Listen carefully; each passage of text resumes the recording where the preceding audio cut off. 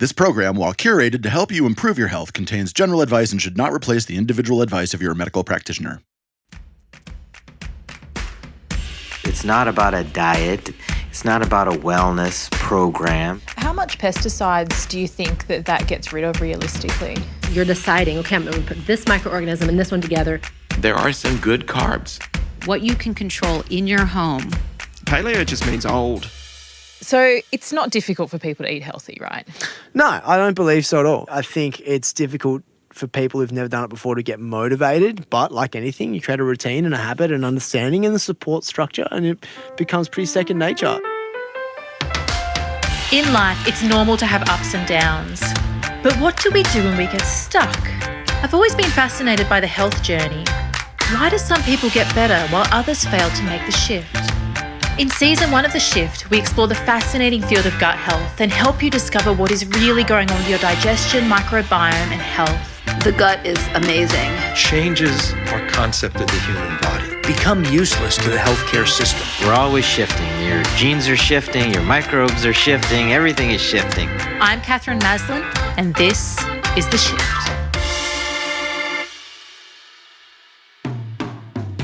In part 1 of this episode of The Shift, we looked at how our consumption of wheat, dairy, sugar and processed food has impacted on our gut health. We're going to explore how this has been able to occur in the next episode. But first, let's look to some advice on what works when it comes to our digestive health. You heard from integrative neurologist Dr. David Perlmutter in the last episode, where he talked about the effect of gluten on our brains. I asked him what we need to do instead. Nourishing your gut is nourishing your brain. It's nourishing your heart, your immune system, your detoxification system, your skin, your joints. It's not as if we would have a special diet for each of those issues or parts of the body or systems in case somebody had a particular problem with that area. So we shouldn't assume that we should gravitate towards a heart-smart diet if we have heart disease or we have a family history of heart disease at the cost of maybe eating foods then that might be bad for the brain. No, it doesn't work that way. It brings up the notion of what underpins the so-called paleo movement, and that is looking at what our ancestors must have done, not just from dietary perspectives, but other lifestyle issues, going to sleep when the sun went down, moving around quite a bit during the course of our day, and eating foods that are basically high in fiber, good fat, but a diet that's primarily vegetarian. If you choose to have some animal product, it should be clean. It should be grass-fed beef, wild fish, free-range chicken, eggs from those chicken. But a diet, again, that's mostly vegetarian, colorful, mostly above-ground vegetables, and a diet that really features a lot of fiber. So it's become clear that we need to revert back to old practices. So if you and I were primitive people, we wouldn't get up from our beds in a nice climate-controlled home. You would get up from your hut or cave or adobe structure, and you would grab a spear or bow and arrow and kill something, and dig in the dirt for underground tubers and roots, and gather berries, etc. That's how humans survived for the last 3.5 million years. Well, no one wants to dig in their yard or jungle or forest because, well, if you're here in Wisconsin, the ground is frozen half the year, or it's just inconvenient and you don't have the ancestral wisdom of what plants are safe to eat. So we have to mimic that behavior by eating foods that would have provided the prebiotic fibers, that is, the fibers that nourish bowel flora. We have to look for those things because we don't revert back to primitive behavior. And so we have to get things like a raw white potato or inulin powder or small servings of legumes, jicama, all the things that have prebiotic fibers. And if you do that, that's how you feed bowel flora and you cultivate healthy bowel flora species. So what I've been doing in my undoctored program is encouraging people to get 20 grams per day of prebiotic fibers, more or less. And that's among the efforts you take to restore healthy bowel flora and keep common health conditions like autoimmune diseases away from you. That was integrative cardiologist Dr. William Davis. What Dr. Williams says here about fibre is so important. While people are often looking to probiotics to restore gut function, what is even more important are prebiotics, the fibre that the bacteria actually need to survive. When we are eating, we're actually eating for two, us and our microbes. What did humans used to eat before large-scale agriculture and food processing? Pete Evans is a chef and author and is also known as the Paleo Guy. I asked Pete what paleo actually means. Paleo just means old. So again, it's just a hunter-gatherer. It's basically mimicking, to the best of our ability in the modern world, a ancient diet or a hunter-gatherer diet. You look at every indigenous culture around the world, they hunted and they gathered. It's pretty simple stuff.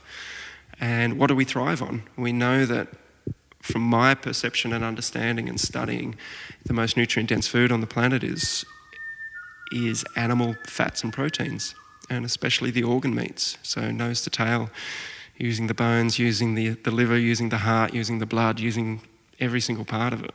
And incorporating that into our diet. The definition of a human being is an omnivore. I think a vegetarian diet is not a great long-term solution for a lot of people. The way that I do it is an anti-inflammatory diet, from my perception, is pretty much meat and seafood that has had very little done to it. So I try not to eat grain-fed or feedlot beef. I try not to eat farmed fish if I can. So I tend to stick to meat and seafood and then organic fruit and vegetables. And that, to me, seems to be, at this point in time, good for me. It's still not the answer. I still have skin flare-ups, and I'm still trying to work that out. But I'm a lot healthier now that I've been on this diet for 8 years than I was prior, being vegan for 4 years and also a standard Australian diet for the previous 20 years. So I want to talk about how you've progressed through these different diets, because I think sometimes people have this perception where this is the perfect diet and this is what everyone needs to be doing. But sometimes it's a progression of learning more about yourself, of the science changing, that type of thing. So tell me, how did you go from the modern diet to veganism to paleo and now to more of the ketogenic hunter-gatherer type diet? Curious, laziness, all of the above. And then finally wanting just to improve my life and be here for as long as possible. I think that realisation was understanding that we have one shot, and at this existence in this body and this mind, how can I extend that for as long as possible and not be a burden to my family, and have all the parts of my brain, my body, my spirit operating to the best of my ability for as long as possible. And that's where I guess paleo or keto has helped so much for me.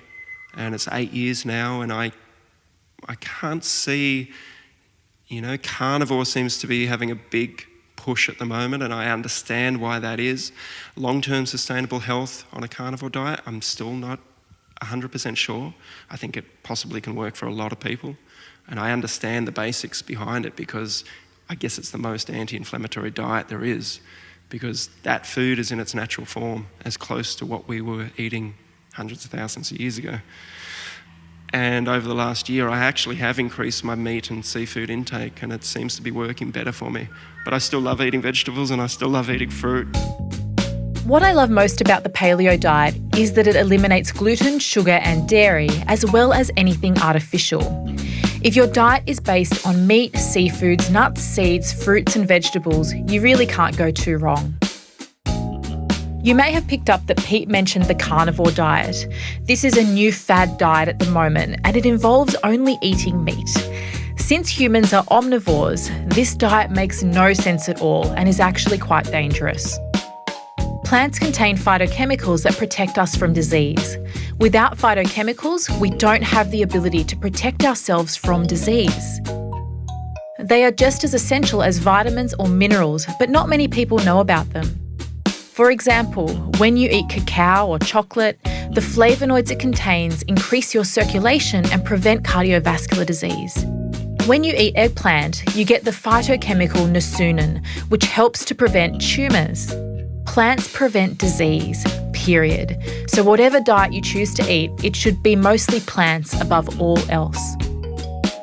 There was a lot of conversation about grains, but also carbohydrates in general as I spoke with the experts. Here's Dr. David Perlmutter talking about carbohydrates and our health. My mission, and obviously your mission, is to do your very best to raise awareness as to what the science is actually telling us today. The science told us decades ago that we should stop saturated fat, we shouldn't eat a high-fat diet, and we should eat a lot more carbs. We had here in America the food pyramid. When you look at the food pyramid, the very basis of the food pyramid was bread and pasta and cereal and grains, which are about the worst foods you could eat. For me, not just from a brain perspective, but from a coronary artery perspective, diabetes perspective, and cancer perspective as well. And I would indicate that, you know, Katherine, it's not just that your guest today on your interview is saying this, but this is what our most well-respected research is telling us. Stop the carbs. Eat carbs that are representing dietary fiber, that's for sure. So it's really more of a net carbs discussion than total carbs. Can you tell me what that means? So consuming carbohydrate means all carbohydrate. When you look at that number, and there are some good carbs, and we call them dietary fiber. They're very important for us, specifically because they nurture our gut bacteria. We do not metabolize those. They do not raise blood sugar. They actually help to lower blood sugar. It's the more simple carbohydrates that are the threat for our health. So to determine the net carbs, we take total carbohydrate in a given food, we subtract the dietary fiber, and to be more specific, we would subtract the sugar alcohols if it happens to contain any of those as well. But that said, that brings up an interesting point because sometimes people go totally low carb and omit their dietary fiber as well, and they get into trouble health-wise because you need dietary fiber, again, to nurture your gut bacteria, to maintain the integrity of the gut lining. And do you feel that all grains are equally bad? I think even though I wrote a book called Grain Brain, it's important that I think I get this moment to indicate that we can eat some grain. It should be gluten-free, and that means things like corn or rice are gluten-free. Oats in their natural state are gluten-free. And understand that if you can find whole grain, not, you know, what qualifies here in the state for whole grain in a food is 51%. So then you're allowed to say whole grain. Oh. It's crazy.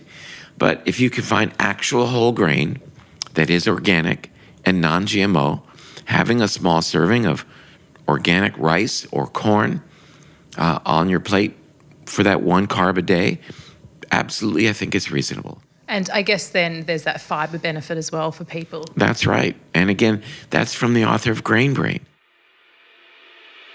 Do you have a question you'd like to see answered? Go to theshiftclinic.com/group, jump in the community and ask us. The Shift! In episode 4, I mentioned that you might react to a food because of its components, not necessarily because you're intolerant to it per se. One of the reasons for this is due to the fibres they contain, which can be fermented by the bacteria and cause distension and pain. You might have heard of the FODMAP diet. FODMAP stands for fermentable oligosaccharides, disaccharides, monosaccharides and polyols, a collection of fermentable carbohydrates found in many foods. By removing these foods, often symptoms reduce, but a lot of the FODMAP foods are actually some of the most beneficial when it comes to feeding your microbes. I asked Dr. Marvin Singh about the low FODMAP diet. These are groups of foods that these bacteria in the intestine ferment, and as a result of fermentation, a lot of gas is produced and water is drawn into the lumen of the GI tract and people get diarrhea. And so it's important to remember that, you know, our human cells don't make the gas. So if the gas which is the same thing as bloating and flatulence or sometimes even belching. It's all air. If you find that that's related to eating or eating particular kinds of foods, then it could be that bacteria are fermenting a little excessively. I'm going to say here that although I think that the FODMAP diet can help some people short term, it is not a great long-term solution because it deprives our gut microbes of some of the most important things that they need to thrive. It also doesn't fix the root of the problem, like why is there dysbiosis that is causing this issue in the first place. Nutritionist Angela Pfeiffer talks here about the FODMAP diet in the context of IBS and SIBO. There is the FODMAP diet that was made famous through the Monash University in Australia. That was really created for IBS and not SIBO, and yet it works quite well to calm down symptoms for SIBO. But we're really looking at a couple different things. So FODMAPs is fructooligosaccharides, monosaccharides, and polyols, and it's an acronym basically for indigestible fibers that are in the foods that we eat. So take garlic, for example, very high in fructans, lots of prebiotics in there. And there's things in there that we cannot break down with our own enzymes that we produce. So we basically rely on the billions and billions of microbes that are within us that can produce 50,000 to 60,000 different enzymes collectively to help break the food down. And so they can break it down so we get more nutrition from it. They can break it down so they can fuel off of it, like this beautiful symbiotic relationship. But if you're sending garlic down with SIBO, basically you're increasing this prebiotic and probably going to flare up SIBO, most always. I've not really met a SIBO person that can handle garlic. But basically, they're sending that down. It goes past the microbes. Those microbes are using it and fueling off of it and producing gas. And then you've got this big tumultuous symptom set for people.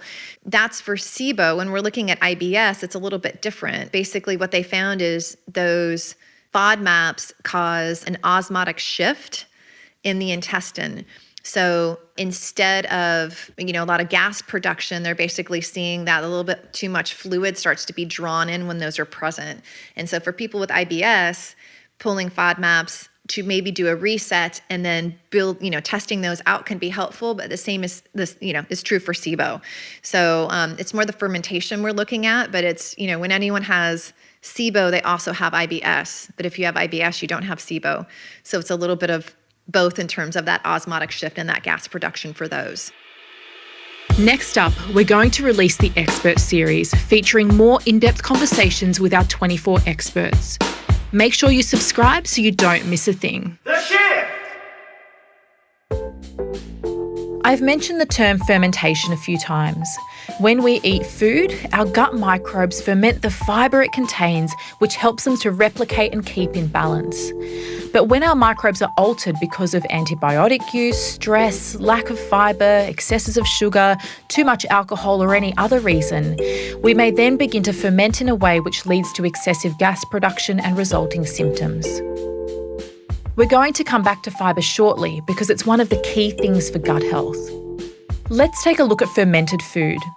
Fermented foods, sometimes called probiotic foods, contain live bacteria that can help to alter our microbiome in a beneficial way. Summer Bock is a herbalist and fermentationist. To begin with, I asked her, what is a fermentationist? A fermentationist is someone who is versed in the functional ferments. These are the ferments that have health-giving properties, mostly probiotic or, having more bioavailability of the nutrients. And they know exactly what to use them for, when not to use them, and how to appropriately recommend them to their patients and clients. Let's break this right down for people that are completely new and they have no idea what you're talking about. What is fermentation? Fermentation is where bacteria and yeast are breaking down the food. They make these various byproducts, organic acids like lactic acid or vinegar. And then they also break down the fiber. They eat the fiber and they unlock the fiber matrix, which makes more of the nutrients bioavailable. And the oldest form of fermentation was used for preservation. People didn't know about probiotics. They were just trying to make food last longer so they could survive the winter. Why is eating these type of foods important?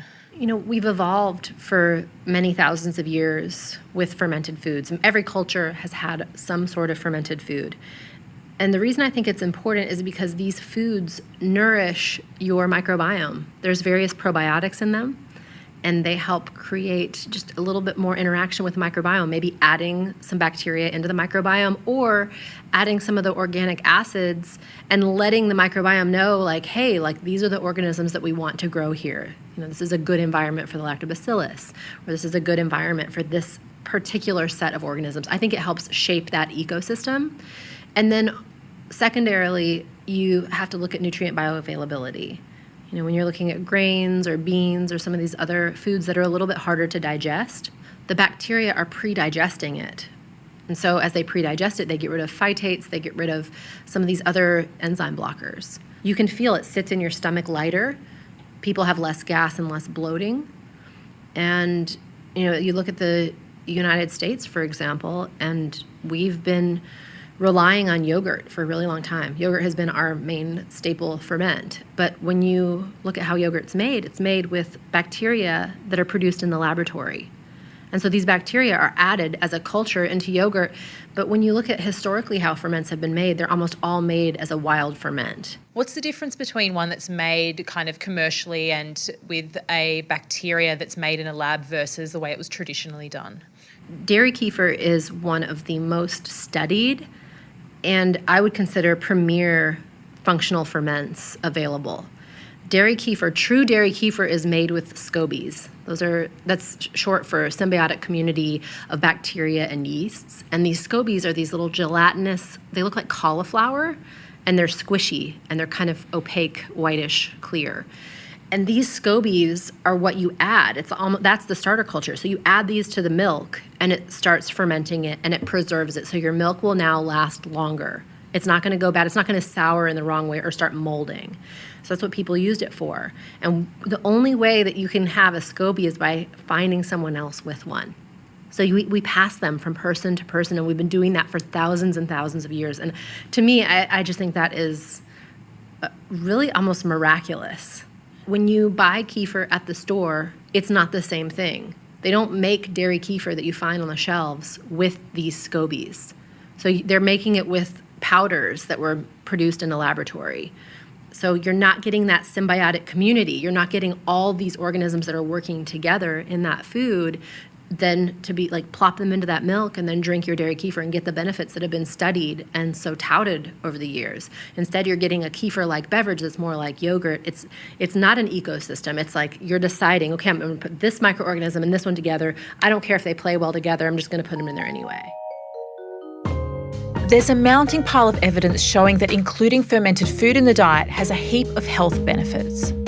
This really is food as medicine at its finest. If you can eat something that prevents disease, why would you take a pill? Here's a few of the recent studies that show that fermented food can be beneficial. A 20-year study found that 1 serve of dairy yogurt per day could help to prevent type 2 diabetes. In another study that spanned over 10 years, it showed that all-cause mortality was reduced when people included fermented dairy in their diet. Kimchi, a ferment of cabbage and chili, was found to significantly reduce insulin resistance in a crossover randomised controlled trial. Fermented food has also been shown to help IBS, constipation, and several other health conditions. There is a lot more research that needs to be done, and it can be difficult because each fermented food you eat will vary in its actual bacterial makeup. But what we do know is that fermented food has been around for a very long time. The first documented use of fermented food was in 4000 BC, when those in the Chinese dynasty would make rice wine. If you look across all cultures, you'll see fermented food showing up, usually as a condiment. The Germans have sauerkraut, the Koreans have kimchi, the Japanese have pickled ginger, amongst other things. Adopting small amounts of fermented food into our daily lives is a great way to help your microbial diversity and numbers. More important than including foods with microbes, though, is making sure that we're consuming the food that feeds the microbes in the first place. You can eat all of the fermented food and take all of the probiotics you want, but if you don't eat enough fibre, your microbes will starve. The modern diet is notoriously low in fibre and also low in the variety of different fibres that we consume. I asked Dr. Felice Gersh about fibre and why it is so essential for health. Our microbial populations are factories making all kinds of things that we need to be healthy. So creating the short chain fatty acids, the metabolites of fermentation of fiber, which years and years ago, and in more primitive societies, people ate 100 to 150 grams of fiber a day. Now they think it's great if you have 25, and most people have like 8, 5 and 8. It's like ridiculous. You can't nurture and feed your microbes if they don't have enough fiber. So we're starving those little critters. And the products, those metabolites, the short chain fatty acids, are critical as signaling agents. They're food for the lining cells of the gut to keep our gut healthy. That's one of the reasons why we have so much colon cancer, is because we're not nurturing and feeding our gut lining cells, the enterocytes. But in addition to acting as food for the lining cells, they're signaling agents like butyrate. It actually has receptors on the vagus nerve and communicates with the brain, and actually can also circulate and go into the brain and create calming and just making people feel good. So it's really important. That's another reason why people have so much anxiety, is gut dysbiosis, and they don't eat enough fiber, so they don't make enough butyrate. And then like acetate and propionate, the other two, they're very important signaling agents with the liver. Propionate is very important for what we call the intestinal gluconeogenesis. So that sounds like you're making sugar, but you are. But you're not making sugar that circulates. It doesn't raise your insulin needs or anything like that. It's a signaling agent. So it's using sugar as a signaling agent to the brain and to the liver. And you need these short chain fatty acids like propionate. So it's very complex, but you need to have this in order to keep the liver functioning properly, the brain functioning properly, the immune system. We need all of this, but we can't get it when we don't eat the right foods. We know that we need to eat more nutrient-dense food, but fibre is often a forgotten piece of the health picture. I hope that by now you're going to look at ways in which you can add more fibre into your diet. Fibre is found in whole grains like brown rice or quinoa, nuts, seeds, legumes like lentils, chickpeas and beans, fruit and vegetables. Fibre is particularly concentrated in the peels and seeds, so avoid peeling things unless you have to.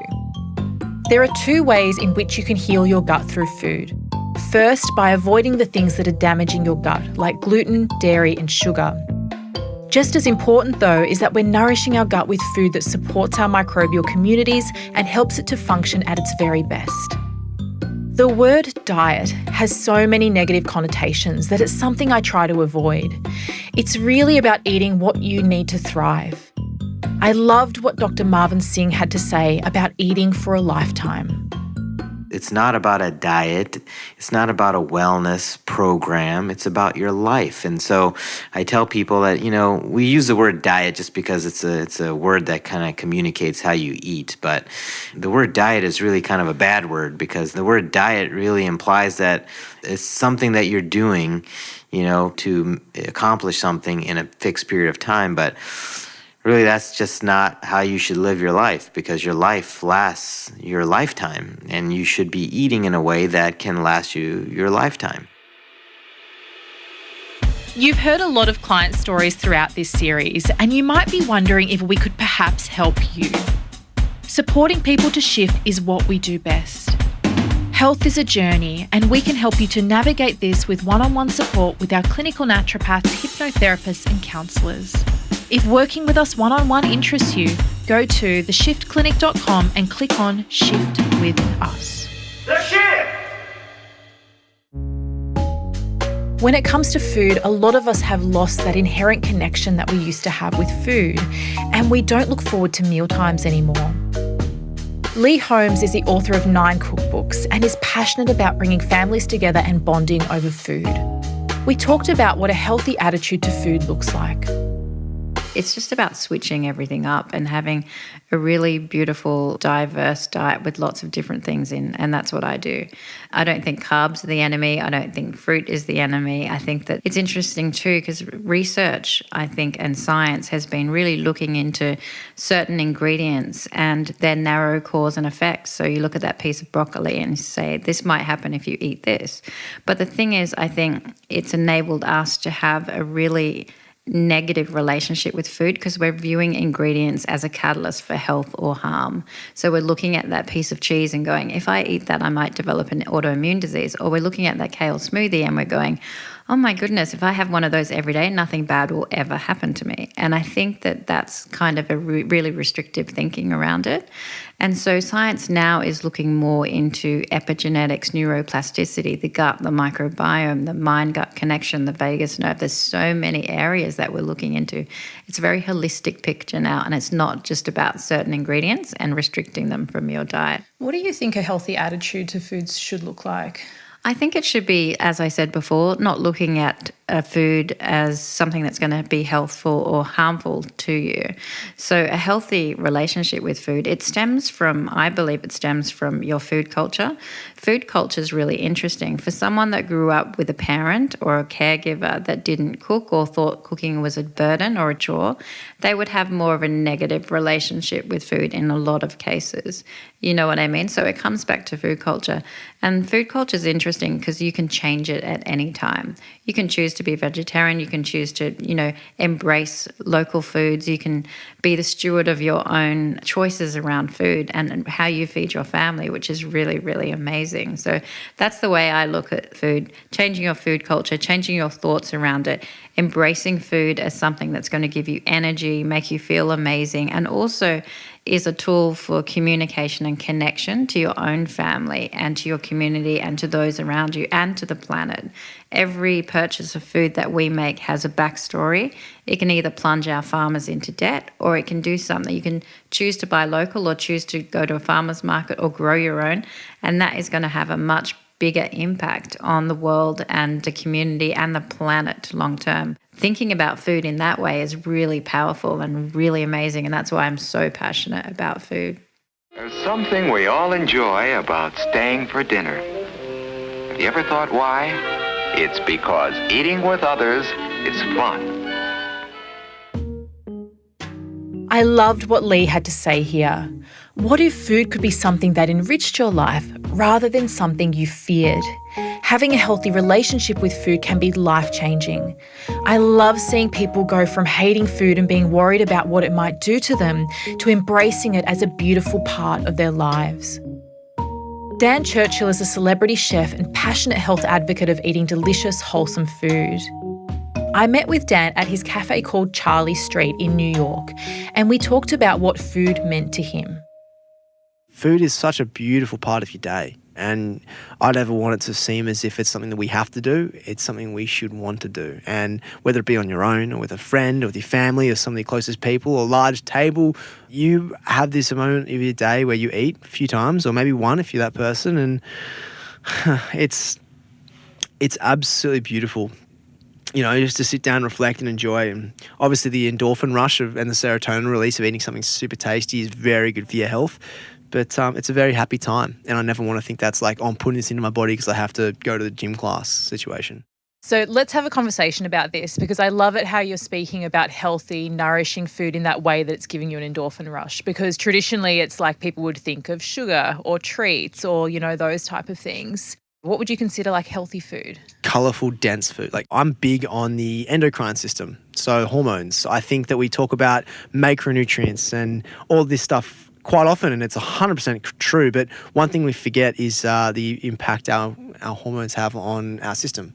So, eating a dark chocolate cube once every so often is actually fantastic for you, because it allows not only the serotonin to be released, but your endorphin rushes, which allow all your cells to work optimally around your body. They're just killing life when you have that piece of chocolate. And if you never have that, and if you're constantly stressing yourself out and increasing your cortisol levels, meaning your fat oxidation is being impeded and all these other fascinating things, we forget that we're meant to be enjoying what we're doing. And that's why I always say it's so important you're enjoying your food in a happy environment, because you can digest it much more easily. So, when it comes to my food, I talk about colour. I want people to not think about numbers. I don't like the idea of mathematics before I eat. I love doing maths, but the idea to sit down and think about, this is, 270 macros of this and, minus everything, and just take away from the actual enjoyment of food. But instead, if you make it really simple, I've got beautiful dense orange, greens, reds, purples.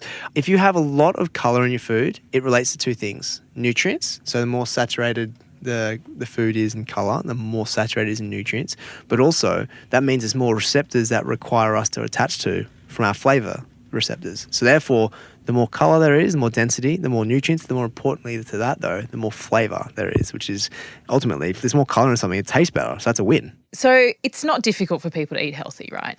No, I don't believe so at all. I think it's difficult for people who've never done it before to get motivated, but like anything, you create a routine and a habit and understanding and the support structure, and it becomes pretty second nature. It's like changing anything. It's like if someone asked me to all of a sudden, if someone told me that having McDonald's every day was actually healthy for you, it'd be tough for me because I've never done that. So it's like changing a habit, and that's not a lot of people like change, but once you get used to it, get into a routine, people say eating healthy takes time. It really doesn't actually. One of the maxims of making a shift is that small shifts lead to big changes over time. It is very hard for most people to flip the switch on their diet immediately without support because changing habits takes time. When we're programmed to eat one way, it can take time to break those neural pathways and to shift our lifestyle permanently. So be kind to yourself if this takes a while. Get support to help you succeed and take it one step at a time. This is about your life, not being on a fad diet, so think of it as an ongoing project. With each small change, you're one step closer to arriving where you want to be.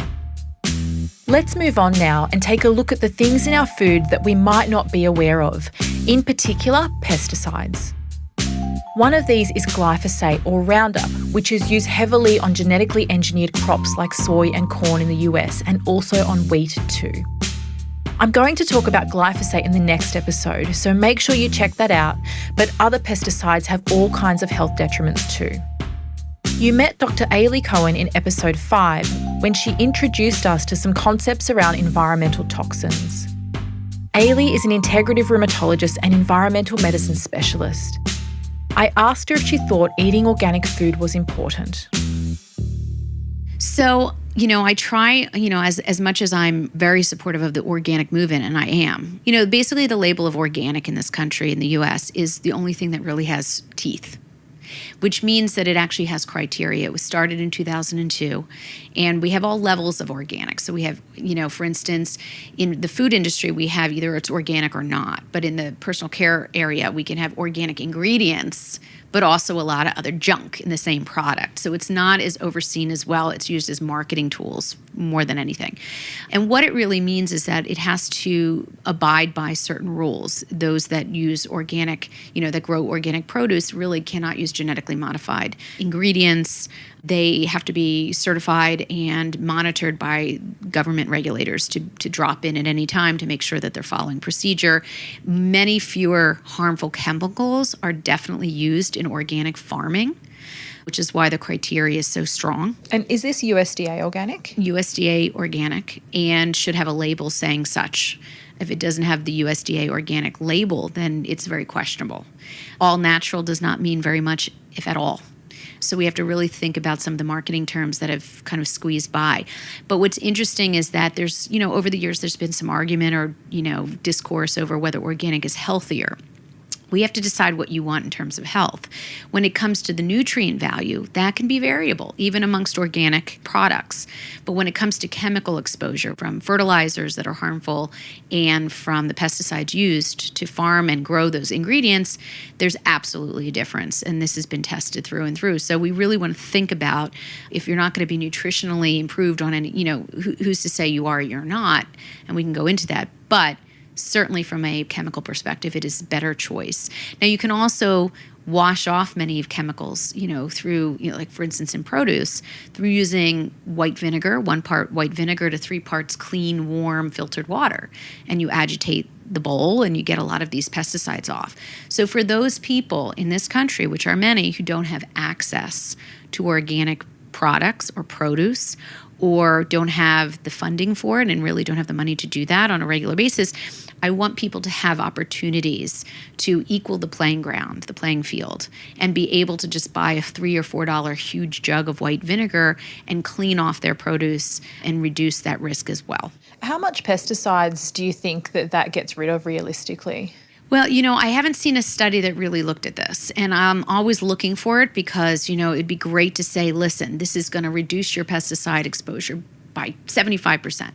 But the truth of the matter is that every farmer and every, manufacturer has different practices. I mean, we have organic produce that can sit in a warehouse for a year frozen, particularly organic apples, before they end up at a big box organic food seller.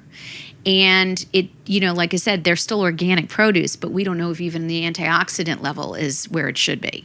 So, and you can still have contamination with E. coli from soils, things that are not necessarily chemicals, but are contamination from just using manure.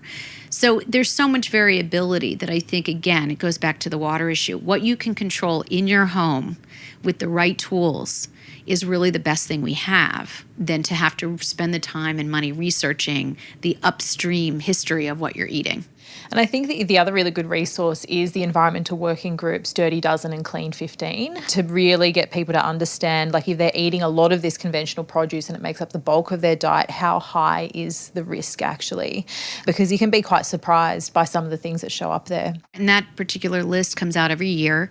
And what it looks at is the conventional, meaning non-organic produce in various parts of the country where they test the surface to check the residue level of pesticides. And they'll come out every year with a new list of the Dirty Dozen, which are the top 12 produce that they found had high levels of pesticide residues compared to the Clean 15, which are 15 of the least pesticide-laden produce. So it gives, what it also does is it gives people who are not having access to organics or can't afford them on any level, the ability to choose conventional produce smartly as well. We'll provide links to the environmental working groups Dirty Dozen and Clean 15 in the show notes.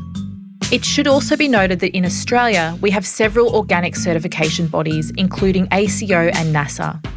Always look for certified organic to ensure it actually is what it says it is.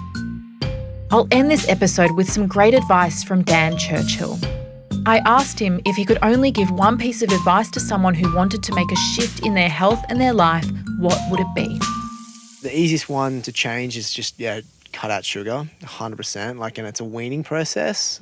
Some people do require cold turkey, but just reduce the amount of confectionery sugar. I'm not talking about all sugar, I'm just confectionery sugar. It's a simple one, but one thing I do say is have a think about the next 20 years of your life and how that's going to affect your family if you continue doing what you're doing. And not to say that, they're having bad life choices, they're just eating a certain way that they've been uneducated on. So put themselves in their shoes in 20 years' time. And you generally speaking, they have to think about it for a bit, and that's going to take time, but, it's a good starting point. There was a lot of really great information in this episode.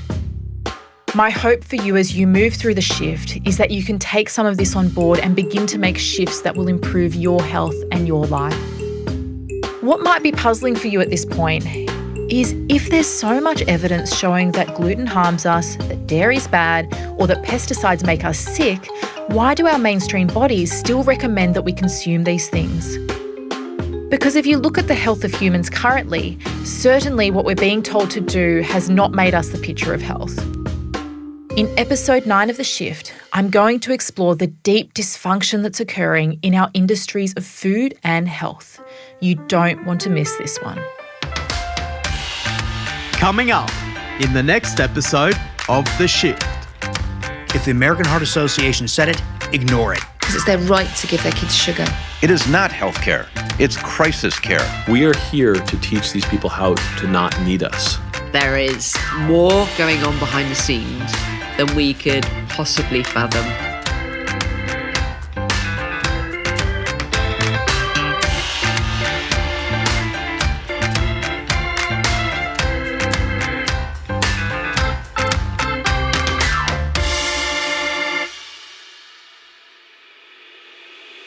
I hope you're loving the information in The Shift as much as I do.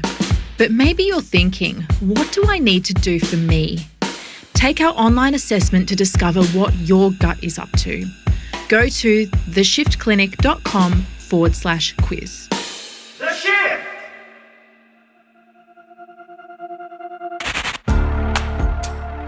This series is produced by Must Amplify. Hosted by Katherine Maslen. Executive producer Ronsley Vaz.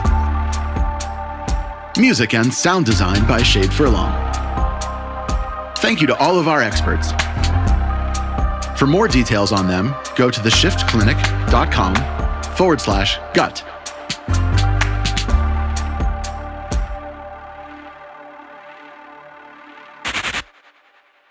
Still listening?